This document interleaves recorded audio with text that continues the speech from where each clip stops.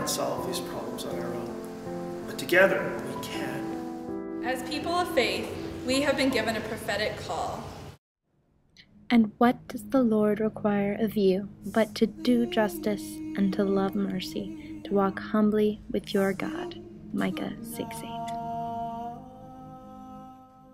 I looked for someone among them who would build up the wall and stand before me in the gap on behalf of the land so I would not have to destroy it. But I found no one. Ezekiel 22:30.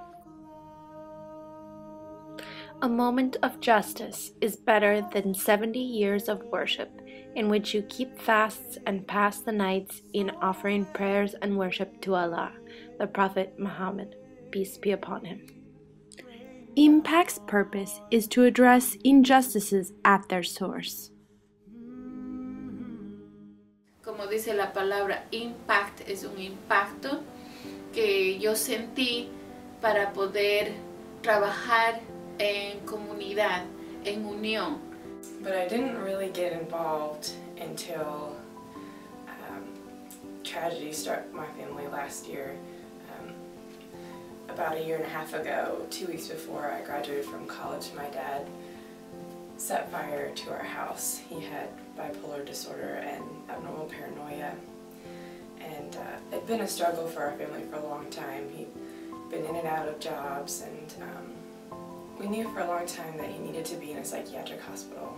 But in Virginia, the commitment policy is that you have to prove yourself to be a danger to yourself or a danger to others in order to be involuntarily committed.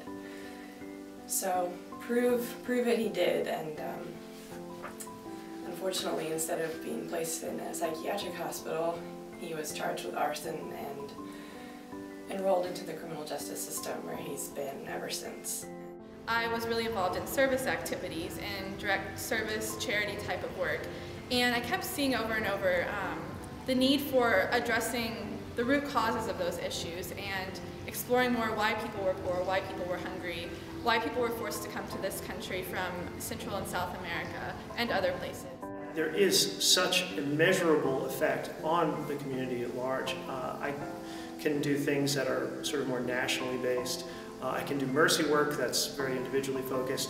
But in terms of making a difference for a large number of people's lives in the immediate community, there's no better vehicle for that than Impact. So I had a listening session in October of 2010, I guess. I was sitting at my table with folks from my church and a couple other churches, and we were just talking about what concerned us, what kept us up at night. And somebody at my table actually brought up mental illness, and I just felt like it was this kind of divine intervention, because that's what I was going to say. A veces una persona tiene una idea, pero cuando vienen en grupo ayudan a desarrollar la idea, a continuar, a luchar, a lograr la meta propuesta. I could say I have a voice. I would have a voice.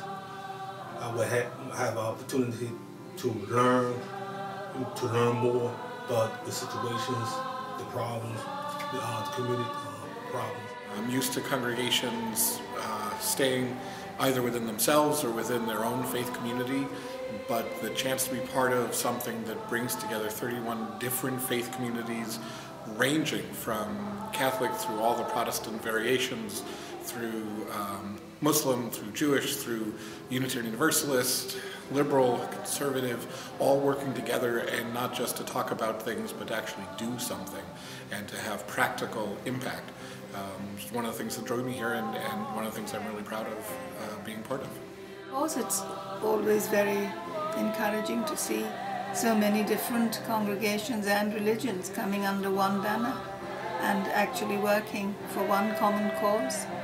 It doesn't happen every day in many parts of the world and many parts of America. And I think that was really the biggest blessing of all, because I knew that I could take the pain and tragedy that my family had experienced and translate it into positive change for our community.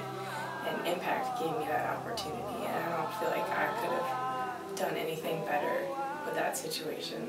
We represent 15,000 voices. Through our collective efforts, Greater Charlottesville has become a better, stronger community. But there is still more to be done. Will you answer the prophetic call to stand in the gap?